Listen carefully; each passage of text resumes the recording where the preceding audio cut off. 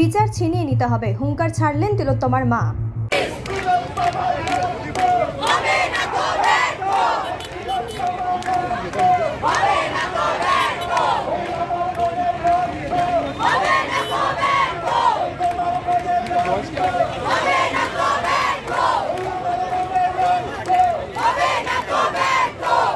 বিচার সহজে পাওয়া যাবে না, বিচার ছিনিয়ে নিতে হবে। শনিবার রাতে নিজের মেয়ের বিচারের দাবিতে সোদপুর ট্রাফিক মোড়ে বিক্ষোভ কর্মসূচিতে যোগ দিয়ে এমনই হুঙ্কার ছাড়লেন তিলোত্তমার মা।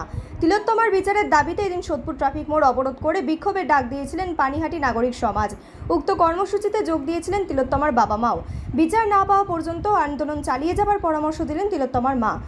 এমনকি এখানে উপস্থিত কি এখন পশ্চিমবঙ্গ, সারা রাজ্যবাসী, দেশবাসী সবাই এখন আমার পরিবারের লোক, কারণ আমার মেয়েকে সবাই তাদের পরিবারের মেয়ে মনে করে। তাই তারা এত কষ্ট করে রোদ জল উপেক্ষা করে সব জায়গায় এই আন্দোলন করছে, এতে আমাদের অনেকটা জোর বাড়ছে। এই যে আন্দোলন, যতদিন না আমি বিচার পাই ততদিন এই আন্দোলন চালিয়ে যাও, তোমরা আমাদের পাশে থাকো। কারণ এই বিচার পেতে অত সহজ হবে না, কারণ বিচার পেতে গেলে বিচার ছিনিয়ে নিতে হবে তাদের কাছ থেকে।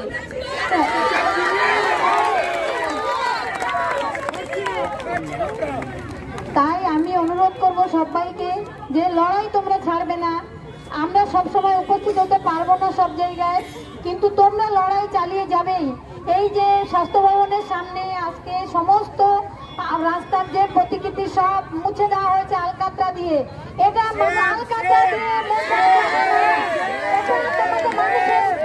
এটা সারা দেশবাসীর মানুষের মনে গেঁথে গেছে। এই আর্যিকরের ঘটনা আমার মেয়ে দেশবাসীকে নাড়িয়ে দিয়ে গেছে, তোমরা এই কথা ভুলবে না কখনো। অপরদিকে তিলোত্তমার বাবা বলেন, 9ই আগস্ট তাদের জীবনে যা ঘটনা ঘটেছে, ভগবানের কাছে তার প্রার্থনা পৃথিবীতে কোনো মানুষের সঙ্গে এমন ঘটনা যাতে না ঘটে।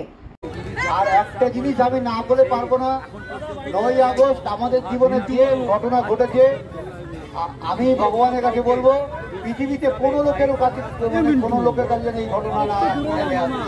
এদিন বিক্ষোভে সামিল হয়ে কান্নায় ভেঙে পড়লেন তিলোত্তমার বাবা মা। তাদের সাহস জোগালেন প্রতিবাদীরা। তাদের একটাই দাবি, তিলোত্তমার বিচার। প্রতিবাদীরা বললেন সিবিআই এর উপর তাদের ভরসা আছে, তথাপি সুবিচার না পাওয়া পর্যন্ত তারা আন্দোলন চালিয়ে যাবেন।